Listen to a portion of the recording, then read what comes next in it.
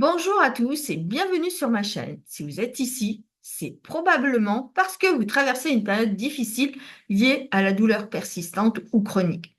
Aujourd'hui, je vais vous parler d'un sujet très important, le deuil et la douleur. Oui, vous avez bien entendu, le deuil n'est pas réservé qu'à la perte d'un être cher. Il peut aussi s'appliquer à la perte de votre vie d'avant, à la douleur qui s'installe et qui modifie radicalement votre quotidien.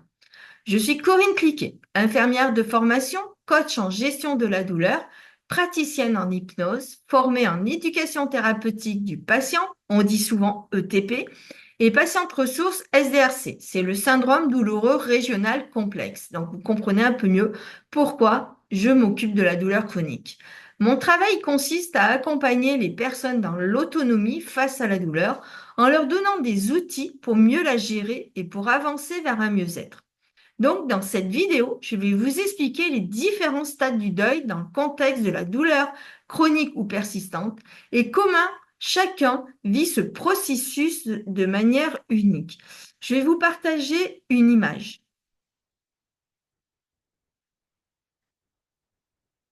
Voilà, je vous partage cette image afin que vous puissiez mieux comprendre. Donc, en fait, je vais vous expliquer les différents stades du deuil appliqué à la douleur. Le deuil n'est pas un processus linéaire et chacun le vit différemment. En fait, la psychologue Elisabeth Kubler-Ross a identifié 5 stades du deuil, qui peuvent aussi bien s'appliquer à la perte d'un être cher qu'à la perte de votre vie d'avant. Donc, la douleur persistante que vous ressentez au quotidien, ces étapes sont universelles. Mais il est important de comprendre qu'elles ne se déroulent pas nécessairement dans un ordre précis. Nous n'en avons pas tous une expérience identique. Donc, moi, je les ai nommées par chiffre, mais vous pouvez très bien, moi, je vais parler d'abord du déni, mais vous pouvez très bien commencer par la douleur, par la colère ou voilà. Donc, le déni, c'est quand on dit tout va bien. Le premier stade du deuil est le déni. Au début, face à la douleur persistante, il est naturel d'essayer de minimiser son impact. Vous vous dites peut-être, ce n'est pas si grave. Bon, ça va passer. C'est une forme de protection temporaire pour éviter en fait de faire face à la réalité de la douleur. Ce stade peut durer plus ou moins longtemps et peut se traduire pour la recherche des solutions miracles. Surtout, ne vous comparez jamais avec quelqu'un d'autre. Vous, peut-être que ça va durer une semaine, une autre personne, ça va lui durer un mois. Chaque stade est différent pour chaque personne. Donc après, le numéro 2, c'est la colère. Pourquoi moi? Ensuite, il peut y avoir la phase de la colère. Ce sentiment de frustration envers soi-même, les autres, les professionnels de santé ou même la vie en général. La douleur persistante vient remettre en question tout ce que vous connaissiez avant. Il est tout à fait normal de se sentir en colère.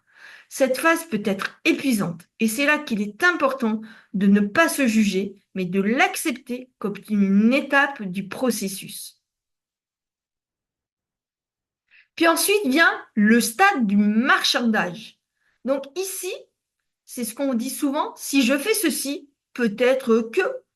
En fait, ici, vous commencez à négocier avec vous-même. Si je prends ce traitement, peut-être que ça va s'améliorer. C'est une phase où vous oscillez entre espoir et désillusion, cherchant des moyens de changer ou de contrôler la douleur. Le marchandage est souvent une tentative de récupérer un peu de contrôle sur la situation. Puis vient le stade de la dépression. Je n'y arriverai jamais. Donc la dépression, en fait, est un autre stade courant du deuil. À ce moment-là, vous prenez conscience de l'ampleur du changement dans votre vie. La douleur a un impact énorme sur votre quotidien et vous ressentez souvent un profond sentiment de perte. Il est normal de se sentir triste, voire isolé. C'est une phase où il est essentiel de demander du soutien, que ce soit à des proches ou à des professionnels. Puis vient le fameux stade, et c'est le dernier, l'acceptation. Comment vivre avec? Il est important de souligner que l'acceptation ne veut pas dire laisser tomber, bien au contraire. Accepter la douleur, en fait, signifie reconnaître que cette nouvelle réalité fait partie de vous et que vous allez trouver des moyens de vivre avec. Ce n'est pas une résignation, pardon. C'est un changement de perspective. L'acceptation vous permet de trouver des solutions pour mieux gérer votre quotidien et retrouver du bien-être malgré la douleur. Donc, comment avancer dans ce processus? En fait, chaque étape du deuil est un processus personnel et unique. Il est important de ne pas se précipiter ni de se comparer à une autre personne.